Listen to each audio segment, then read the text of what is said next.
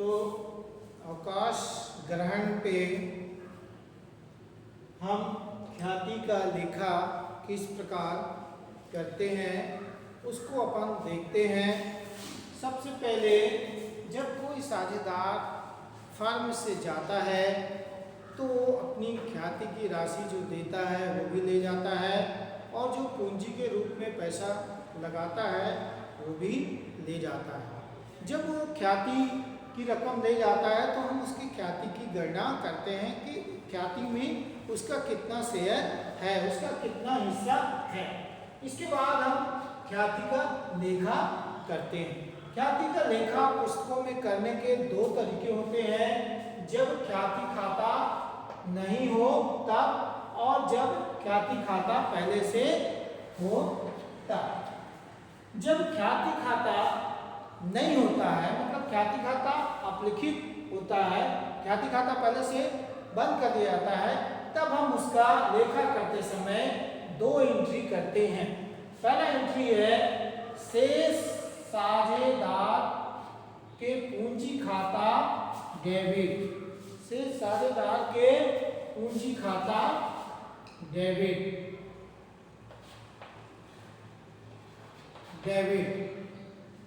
और दूसरा क्या होगा, अवकाश ग्रहण करने वाले साझेदार के पूंजी खाते से। यानी डेबिट क्या करेंगे, जो शेष साझेदार है, जो साझेदार निकल गया उसके बाद जो बच गए उन साझेदारों के पूंजी खाता डेबिट, और अवकाश ग्रहण करने वाले साझेदार के पूंजी खाते से। नारेशन लिखेंगे अवकाश ग्रहण करने वाले साझेदार की ख्याति को समायोजित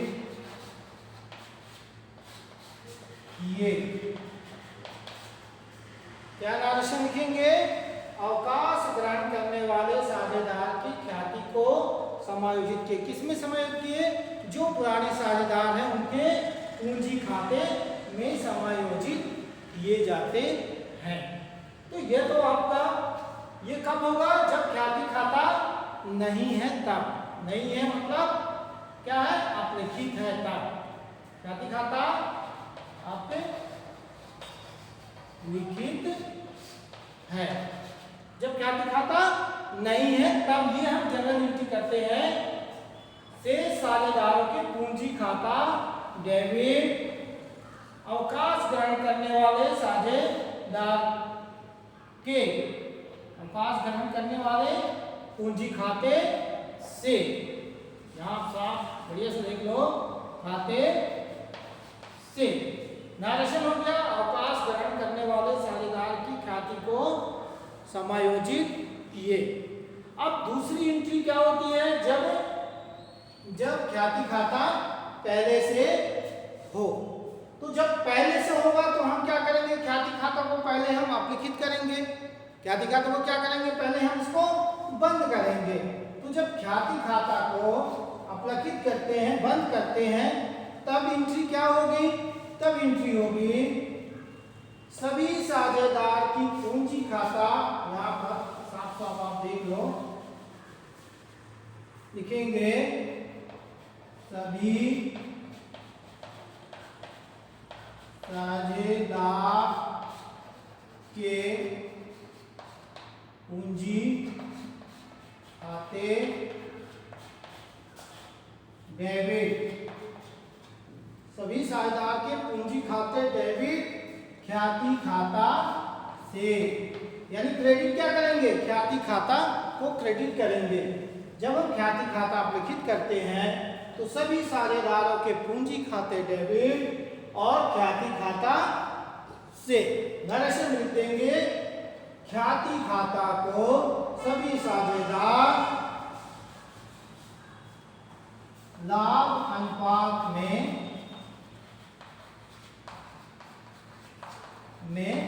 बांटे। तो ये तो हो गया ख्याति लाभ अनुपात में बांटे। एक बार फिर से आप इसको देख लीजिए।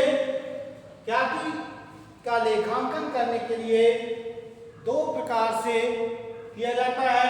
जब ख्याति खाता अपलिखित है तब क्या करते हैं, शेष साझेदारों के पूंजी खाते डेबिट, शेष साझेदारों के पूंजी खाते डेबिट, अवकाश ग्रहण करने वाले साझेदार के पूंजी खाते से। नारेशन पहले जैसे ही होगा। इसके बाद दूसरा है क्या, जब ख्याति खाता पहले से है तब हम क्या करते हैं, ख्याति खाता को पहले हम क्या करेंगे, अपलिखित करते हैं। जब ख्याति खाता अपलिखित करेंगे तो लिखेंगे सभी साझेदार के पूंजी खाते डेबिट ख्याति खाता से, और यहाँ लिखेंगे ख्याति को सभी साझेदार अपने लाभ अनुपात में बांट लिए।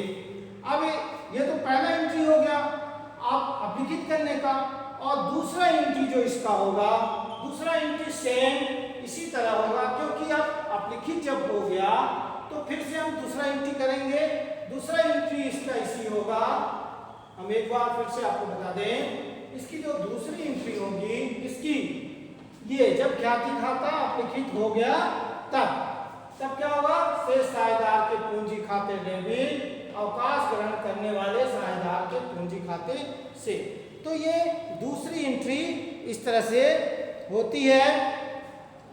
और अब हम इसी से संबंधित एक प्रश्न आपको कराते हैं, एक एग्जाम्पल लेते हैं जिससे कि हमको समझ में आ जाए।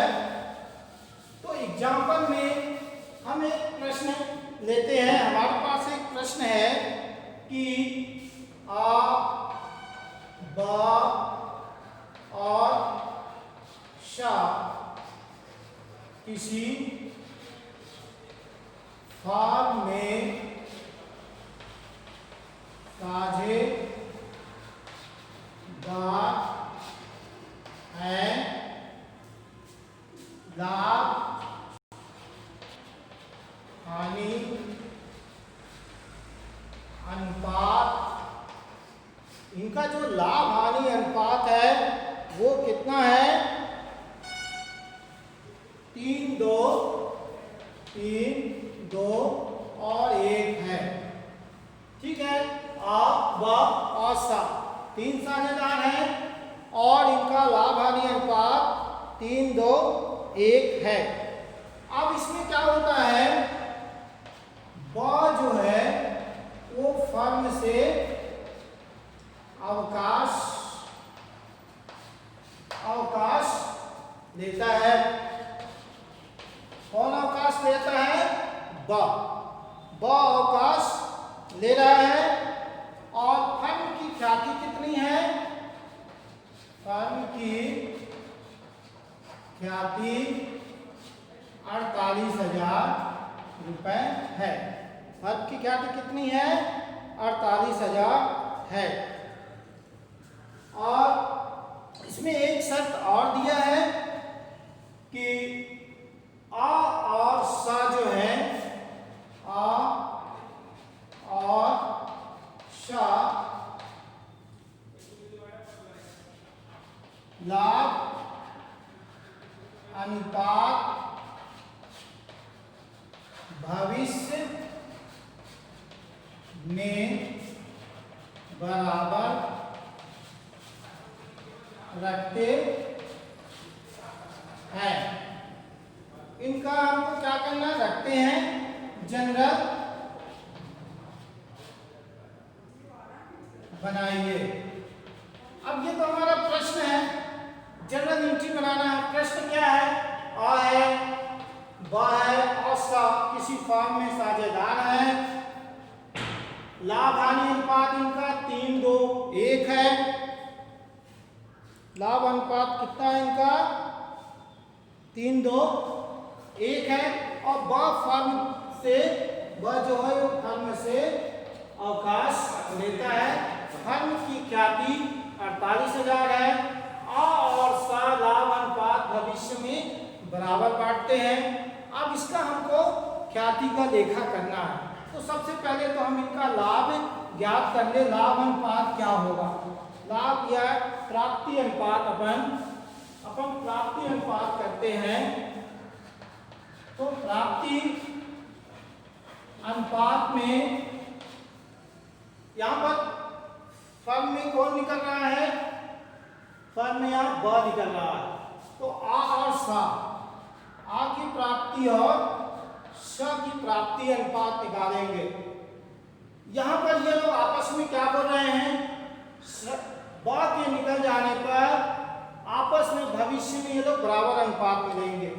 तो इनका 1/2 1/2 है, ये भविष्य के अनुपात हो गए। और वर्तमान के अनुपात कितना है, आता है 3/6 और आपका सा का है 1/6। तो अगर हम 1/2 में 3/6 को माइनस कर देते हैं तो जनरली अगर हम इसको कैंसिल करें तो ये भी 1/2 हुआ। तो इसकी प्राप्ति क्या हुआ, 1/2 में 1/2 यानी कुछ भी नहीं।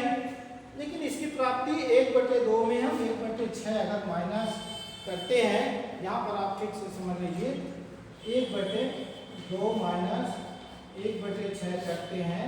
एलसीएम लिए हमने, कितना है 12 और ये 6 और ये 6 दूनी 12 यानी 4/12 अर्थात 1/3। तो ये स का प्राप्ति अनुपात 1/3 होता है।